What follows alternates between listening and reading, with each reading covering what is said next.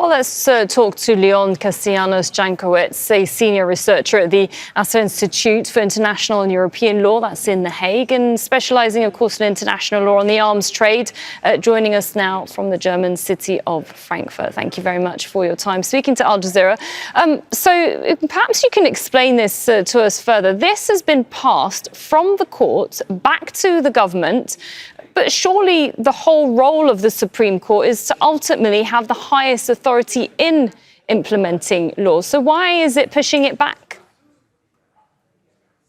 Thank you, Sarah. That's a great question. I think, first of all, the upshot of this decision is that arms exports from the Netherlands in respect to the F-35 program remain frozen and stopped, right? The Supreme Court has not changed that decision from the lower courts and has said that there has to be a new assessment, a new risk determination in order to see whether or not the Dutch government can continue. So it has decided to overturn a lower court's decision on procedural grounds because it said, according to the Supreme Court, that it was the government's prerogative to conduct this risk assessment, not the lower courts, right? Because according to the Supreme Court, the rationale here is that the government has more information available, has cooperation with allies and strategic decisions, the power to make those strategic decisions in an informed and data-based way. So the Supreme Court is just saying, well, let's keep the export suspended for now, and let's wait for a new reassessment.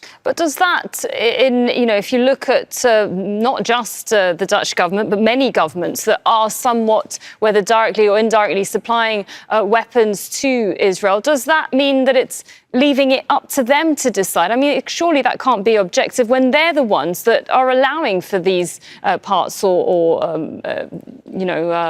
parts being sent to Israel.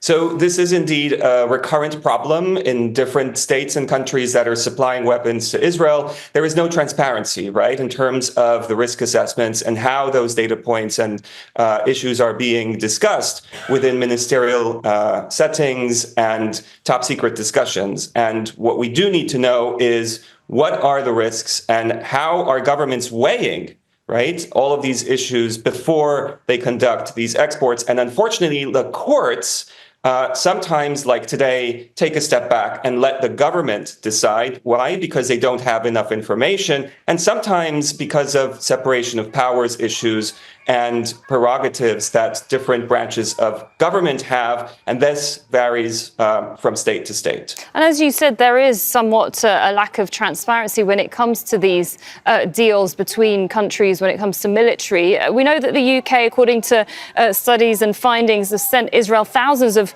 military items despite an export ban. At the same time, we've now got this UN Commission of Inquiry that's found Israel is committing several acts of genocide in Gaza. Could that change the way the governments move forward based on the fact that they wouldn't want to be complicit?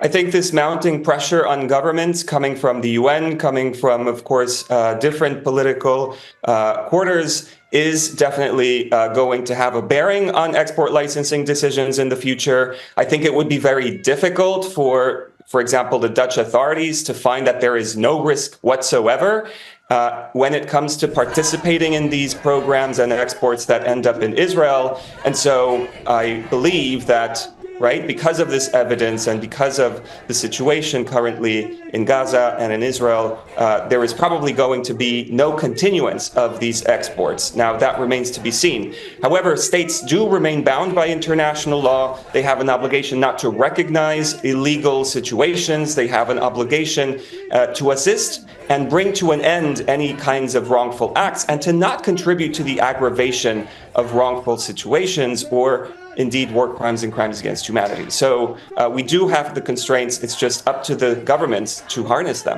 I mean, we've seen, situations like this. For example, the Iraq war, when it comes to weapons, there's been other countries. We've seen this, and yet many governments get away with it. There's clearly a change in tide amongst public opinion, certainly in Europe, with wanting this genocide to end. So how can these governments be held accountable if the courts aren't perhaps doing their due diligence? I think it is up to voters to tell their governments how they expect them to act. Governments are accountable to people in the ballot, and I think this is one important way of being able to call them into question. We do see a tremendous drive in Europe in order to rearm, in order to be able to defend itself, and we're not having that discussion as profoundly as we should. I believe that extremely important resources are being dedicated to this rearmament effort. However, unfortunately, the public is not really engaging with these difficult questions. So, in my opinion, we need more of that. Okay, thank you very much for your time speaking to us and explaining to us the sort of legalities around it. Leon Castellanos-Jankiewicz. Thank you. Don't miss out to get the full picture. Subscribe to Al Jazeera for reliable news and expert insights. Like, share, stay ahead.